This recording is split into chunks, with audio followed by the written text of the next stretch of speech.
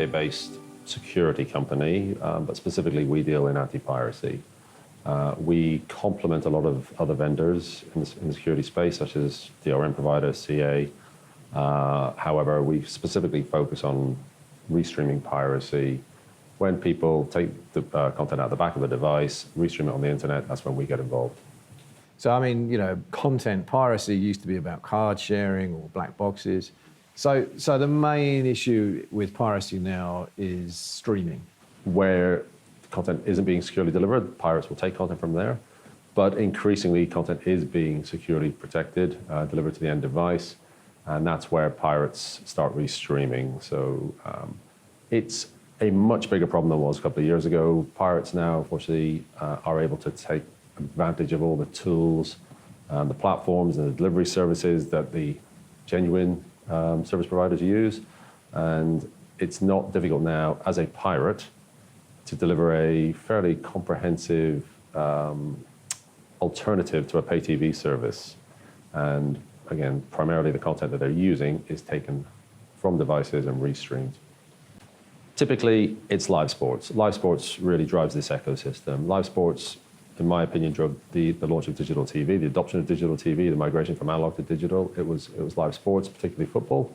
And live sports now is the content that the pirates are using to develop services that they can monetize and they can sell on a subscription basis, month after month after month to paying consumers.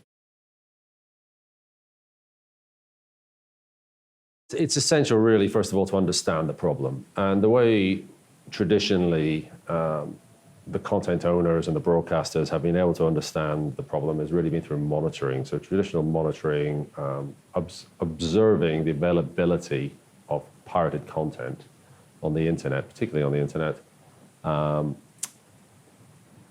The volume of this content really tends to indicate the popularity of the content. However, it doesn't really give you a good idea of the consumption. Consumption is a much more valuable indicator than pure availability of content. And consumption has always been very difficult to monitor. People often throw numbers out, but they're guesswork at best. And we don't really have a lot of faith in a lot of the numbers that have been made available in the past. So what we've done is we have looked to develop a service that will enable us to work with ISPs and content owners to really get an understanding of the consumption of their content from pirate services. We can see through our monitoring activities the range of servers that are available globally for delivering this pirate content. And we can provide that information to an ISP who are monitoring the flows of data and requests in and out of the networks all day long. They can use these lists of IP addresses to really focus on consumption of content from those servers by the broadband subscribers within the ISP network. And that will then give information around the scale of the problem. And we don't focus on the individuals themselves. We don't care about the individuals. We're not looking for personal identifiable information here. Really, we're just looking at the volume of content that is being consumed. Because inevitably, if a large proportion of the ISP's broadband subscribers are actually consuming content, they're not paying for the associated operator's TV service. You start by monitoring to understand the problem, and monitoring the consumption. You can then take action to reduce the availability of the content on the pirate sites. If you can then reduce the availability, inevitably you should be able to reduce the consumption, but you keep monitoring to observe that you do actually have this effect. And if you can reduce the availability, reduce the consumption, chances are you would expect you would then preserve and reinforce your pay TV revenues. We work with content owners to basically go out and find pirate sources of the content. We can then real time update these lists, feed this information into the ISPs. The ISPs can then use this information to generate the reporting, both real time and also then with the flow monitoring, more in-depth reports of 3 months plus of worth of data to actually get a real picture of the consumption habits, both for TV channels, but also for specific events and specific pieces of content. We have some key technologies which really underpin everything we do. The first is what we call our global monitoring platform. And monitoring is required for all our value-added services on top, but monitoring is always employed to really go out and find the pirate content. And so for monitoring, we use our global monitoring platform. It's a massively scalable platform, cloud-based. It's driven by a very large database of known sources of pirate content. And when we're engaged with a content owner or a broadcaster to protect their content, we will prime our system to go and start finding sources of pirate content that may be that content that we're protecting. We'll capture content entirely automatically from potentially thousands of sources at a single time. And then we have to be able to identify that content that is the content we're supposed to be protecting. To do that, we use a technology called video fingerprinting, not to be confused with video watermarking. Fingerprinting is a process of generating a digital signature of the content. We generate a signature of the reference content, the original source from the operator. We generate a signature real time of the content that we capture, pirate content. We match up against the back end, and that will tell us immediately, within about a second elapsed, if that's the content we care about. So that's for identification of the content, and fingerprinting doesn't change the content itself. It's really just generating a digital signature and matching up. So we go out, we find the content, we then know that this pirate service is currently serving the content we're supposed to be protecting. What can we do next?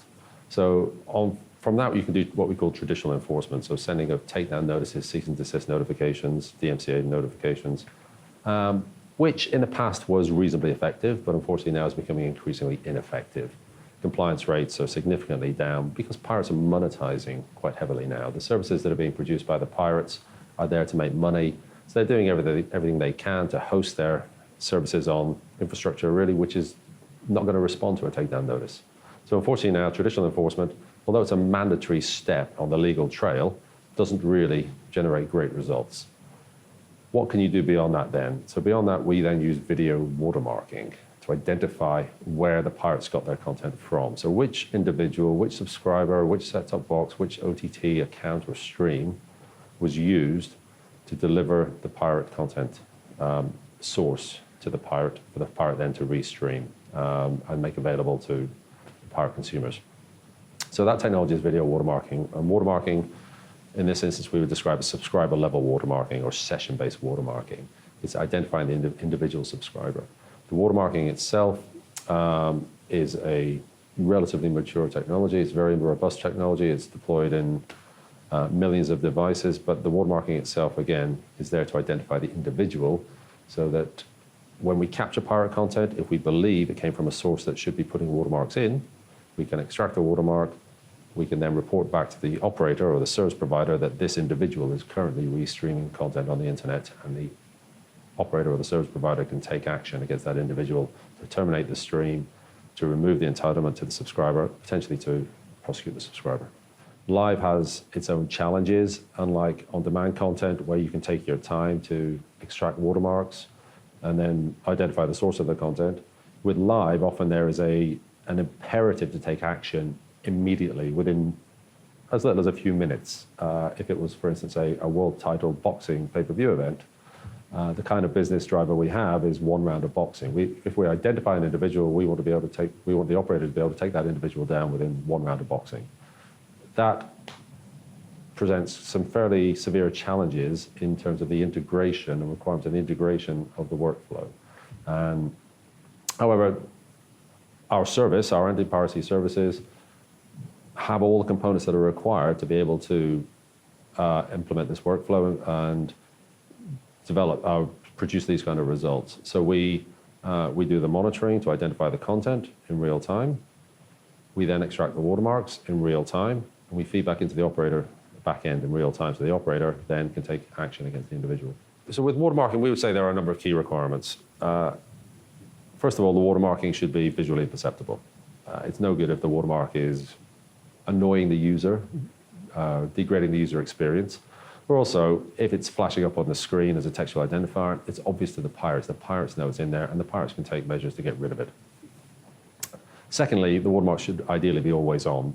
If the watermark isn't always on, it's just, again, flashing up occasionally, once an hour, once a day. It's expensive and difficult to time the captures of the content to be able to then extract the watermarks. If the watermark is always on, any piece of content you capture will have a watermark in there, and it's suitable for watermark extraction. Thirdly, the watermark should be high performance. Can the watermark be extracted in a matter of minutes at most? If a watermark takes 20 minutes to to extract from content, or it takes an hour to extract from a piece of content. That's a lot of content you have to capture, which is expensive. It's a lot of processing you have to do, which again is expensive. And it's a severe time delay, which really means it's no use for a live environment. So we have to be able to extract the watermark in ideally a couple of minutes of content or less. Also, the watermark has to be robust. Pirates will do everything they can to counter the watermarking, to remove the watermarking, to disrupt the watermarking. So the technology has to be implemented in such a way that it's very, very difficult to compromise it. And finally, the watermarking has to be applicable to all devices in the operator's estate. So it has to be suitable for both traditional broadcast set-top boxes, satellite, cable, DTT, IPTV set-top boxes, and of course then all of the different forms of OTT device. Android, iOS, HTML5 desktop, traditional Windows, Mac desktop players, Chromecast, Roku devices, smart TVs, games consoles, everything that's out there really you have to be able to protect. Otherwise, the pirates will simply just pick on the weak link. OTT devices again, yes, they're connected, which is great, which means we can leverage the power of the cloud and we can push as many complex services and expensive capabilities into the cloud, which is good from a cost perspective, but also from a security perspective. But again, we do not trust these devices at all, and we have to assume they will be attacked. So we have to both put anti-tampering mechanisms into the clients, but also tamper detection mechanisms so that when they are being attacked, we can identify this and we can shut down the video delivery to that device.